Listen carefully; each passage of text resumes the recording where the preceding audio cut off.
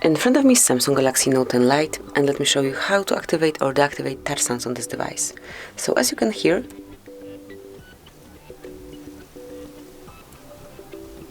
currently they are not active. However, if you'd like to unmute touch sounds, just open the settings at first, then find and select sounds and vibration, scroll a bit lower and click on System Sound and Vibration Control.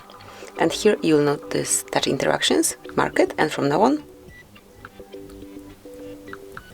you can hear each click on the screen. So this is it, that would be all. So you can smoothly and easily change the touch sound, so you can turn it on and off the same way. Thank you for watching. Please subscribe our channel and leave the thumbs up.